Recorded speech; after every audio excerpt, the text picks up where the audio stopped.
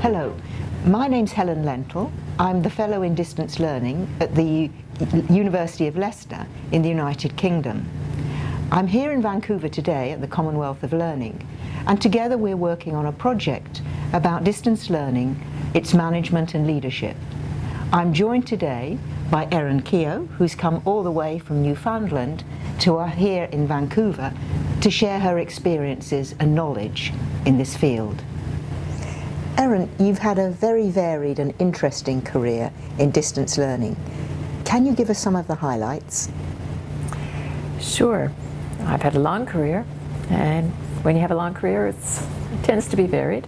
I started my life in distance learning a long time ago at Memorial University, actually organizing a network and service that was both telehealth and distance learning. We have a small population, and if we were going to manage to make it cost effective, we had to collaborate. So started small with 9 sites, grew to 200, and started with, I'd say, maybe 50 hours of programs and grew to 13,000 a year. So lots of management issues over the period of time. Moved on from there to be the executive director of a provincial agency that was really set up to broaden the group of partnerships that were interested in distance learning and form collaborations amongst them. So it was all the public agencies plus multimedia companies.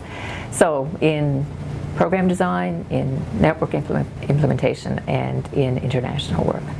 And then, as I got even longer in the tooth, I went into more policy areas, working in various government agencies, partly around policy for distance learning, but really about rural broadband and the kind of infrastructure that's required to support these kinds of rural services.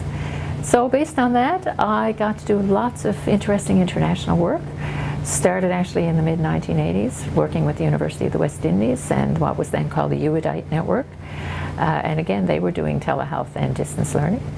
And I've actually worked on and off projects with them until 2010 and hope to be invited back again. I've done a lot of work in Africa, 6 or 7 countries in Africa, largely, again, the combination piece. And I've had, other kinds of international work in the Philippines, in Thailand, in Latin America. And it's been a very fortunate exercise for me and very interesting. Do you think management of distance learning is important? I think management is critical in distance learning as a very complex, very technical, very broad system kind of organization. And so you really have to be able to coordinate and manage any number of groups and agencies and what have you. I think too, in more recent years, we've changed from an institutional provision kind of learning environment to a demand-driven, student-driven kind of environment. And so again, in order to maintain quality with the complexity of what you're doing and the new demands on the system, you really have to have a fairly firm and, on the one side, but flexible management system that allows you to respond to this but still keep that quality piece in sight and in control. We need to negotiate through, numerous external environments, institutional environments, match ourselves up to visions and all that kind of stuff. So again, a good manager carries you a long way.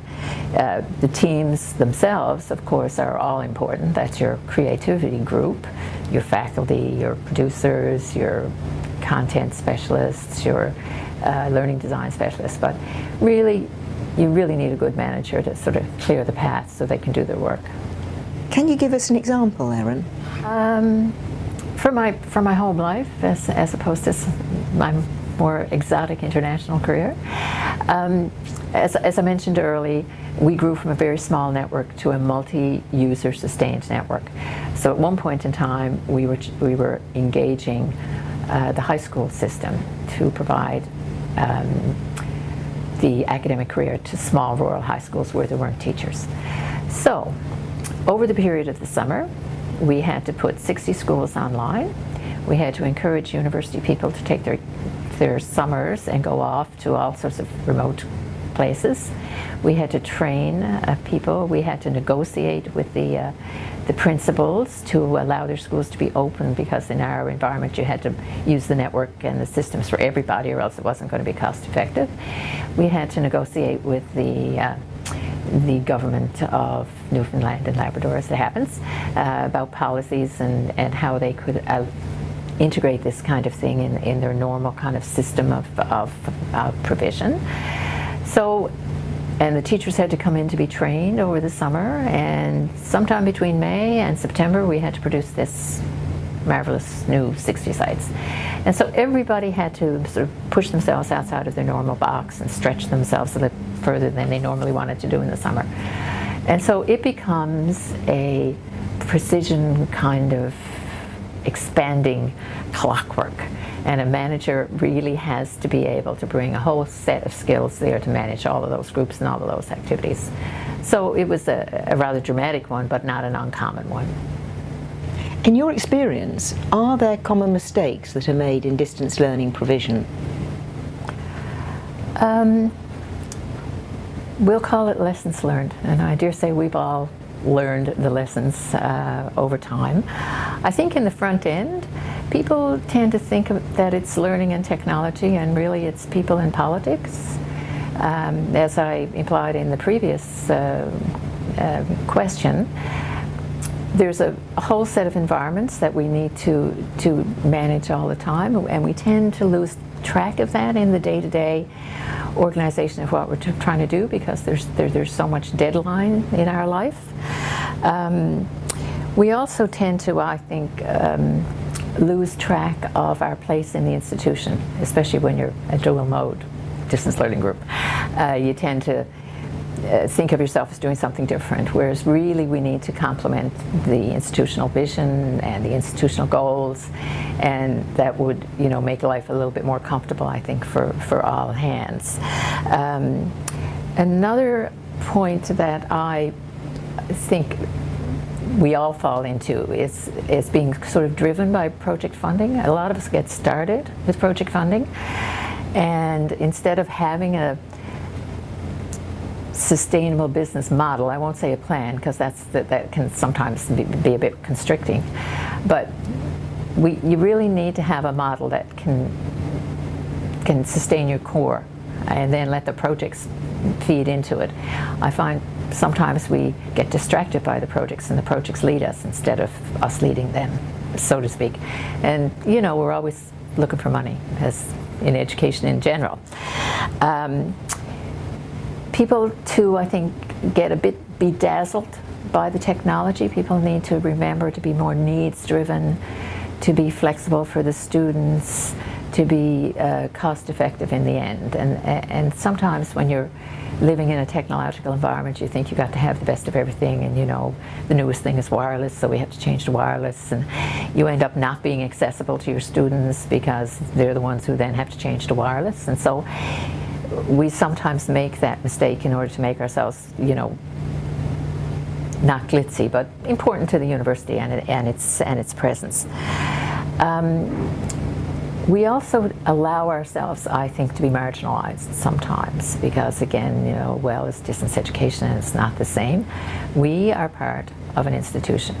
We broaden the base, we make it more inclusive, so we have to hang in there, make ourselves acceptable to the group at large, and really work hard at harmonizing ourselves and having the institutions accept that things need to be harmonized between the face-to-face and the distance. And the other thing I think we lose track of over time, to be quite truthful, is we lose track of innovating ourselves. We're consumed with ourselves and getting the product out and getting the service out and getting the students registered. We forget to innovate. And that's the real place where project funding can help. It's often said that distance learning is very different to face-to-face provision. Do you think this is true? And if it is true, what's the impact on management for this? We're the same but different. I'll go down the middle road here. And probably more so now than before. I think we've done a bit of a good job at influencing the mainstream about what good teaching is and resource-based learning and how to engage others in that classroom setting. And I also think right now, more so than say 25 years ago, the pervasiveness of digital technology and digital networks is influencing how people learn. You know, we make the technology, we shape the technology, it shapes us.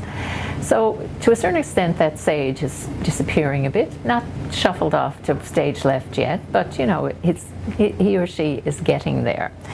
So from a certain perspective, good teaching is good teaching. On the other hand, we do have this technology layer, whatever the technology layer is, and it does shift the time-space continuum, as I'm pleased to say, and it has a set of challenges for the designers, which we're not interested in here today. But from the perspective of the managers, you're out of sync with the rest of the institution and when it does things and when it's geared up. So you're asking people to, you know, print your programs when, you know, they're really supposed to be having downtime to get renewed for the next term. You're asking faculty members to come and teach and plan, more to the point, when they wouldn't normally do that. So, you know, you need to be able to negotiate well and be pervasive. You're also looking at more training for your faculty, so you've got to find time for them and, you know, money for them, those kinds of things, and money is always a management issue. We have a group of faculty-related issues that, again, fall into the purview of the manager to try and organize. Potentially, you have academic freedom issues because you're trying to get the faculty to work in a different role, or the faculty does work in a different role, and you potentially have contract issues. And I don't mean that to sound negative in any way, it just is what it is, and the manager does have to manage it. The other thing is there are a number of environments that require management that I think, because we're in a more public space in distance learning than, say, the Dean of Science, you really need to be conscious of. I'm going to cluster them in 3 for the sake of the argument, but there are probably 10. There's the external space. So there's government policy. What's education policy like? Does it influence? Does it enhance distance learning, or does it constrain it in some way? You've got to be familiar with telecom policy. You have to be really familiar with copyright policy because you're out there from the world. So there's all that cluster. There's the institutional set or the institutional environment. What's the state of readiness? How prone to being acceptant of change? What's the technology that they can use, or the infrastructure that you can use within the institution? Do they have a residency requirement? Always a big impact for distance learning. What's the value and culture of the institution? So you really have to be quite conscious of that in all that you're doing, and continue to negotiate a positive stance with your institution. And then, of course, with all of the different players that you have under your care, there are all the individual environment issues. You've got a very creative team.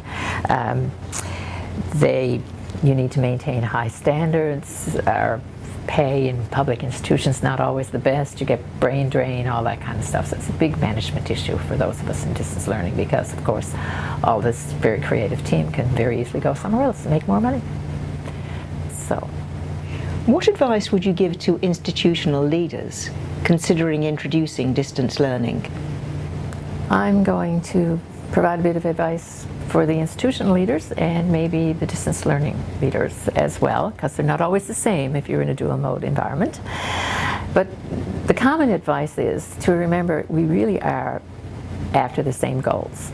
We may be different and we may have a different delivery system, but we're about good teaching, helping our students, doing research, and supporting the community. So look for the synergies and let's work together over this. To the institution, recognize this value. Distance learning improves your student base, it makes you more inclusive, it allows you to internationalize your campus. If you are going to be a distance learning leader, know what you're doing. Know all of the service areas. You need to be credible and be able to represent the university in addition to leading your own staff. You don't need to be able to walk the talk, as they say, but you do need to be able to talk the talk and, you know, have enough understanding of all of this complex area to be able to move the group forward. If you're an institutional leader, and sometimes in distance learning, the distance learning director is chosen by someone who's not in distance learning. So pick someone who's credible and knowledgeable, and don't think that someone who doesn't have this broad background is going to just be able to step in here because it's only a delivery system. You know, you wouldn't pick a PhD in English to be the Dean of Science. So govern yourself accordingly would be my thought. To the distance learning person on the other side, make sure you engage everybody in developing your vision, and develop a vision that complements the university, and, you know, you can make your Vice Chancellor proud, and help people understand how they can contribute to that vision and to the goals of the university, and help people spread their wings. So by way of sort of success factors for the distance learning people, because I'm a distance learning person and not an institutional leader, as I think I mentioned before, get a sustainable business model and collaborate with people to make it happen. Get senior level buy-in, or you are going nowhere today. Be accessible and flexible in your programs. Communicate, and train. Communication. It's often said that distance learning providers within a face-to-face institution are always having to advocate. Would you agree? Oh yes, yeah, that's very true. Because the university's had a different model for a very long time, and we of course are doing things quite differently, and the delivery mechanism is quite different. So you spend a lot of time you know, not convincing, but reminding people that we are not you know, a lesser way of doing things. But aside from what you have to do within the university and the constant advocacy, you do, to go back again to the previous question, you do have to communicate well with all those other stakeholders, whether the ones you're trying to collaborate with to sort of move an agenda along, or whether it's to convince the government to change its policy or some regulation that's really impacting what you're doing, or whether you're just trying to get your staff to talk to one another because they're busy, they have very different skills, they have different times when they have to do things. So, like I say, communicate.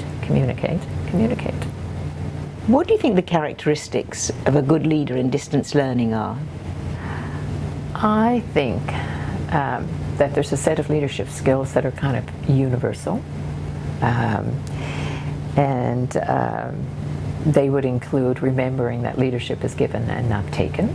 You can be the boss, you can be the director, but you're only a leader if people choose to follow you. And so that is something that I think good leaders realize. They lead by example. They are credible and knowledgeable and trustworthy, and people indeed can engage and feel confident in following them. They include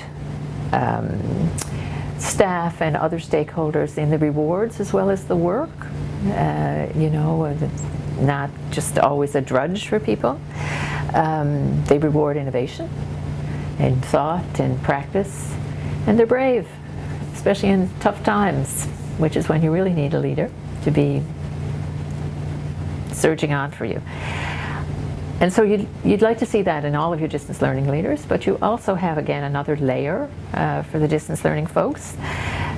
Going back again to it's really a multivariate kind of life. So you have to be knowledgeable across a set of systems in order for people to think that you're credible. Distance learning leaders also need to be a bit business oriented. They need to have some business acumen and have some leadership skills there, because really most distance learning groups are running a small enterprise, and in many cases expect you to pay for themselves entirely and sometimes feed back into the university, which I personally don't believe in, but that's okay.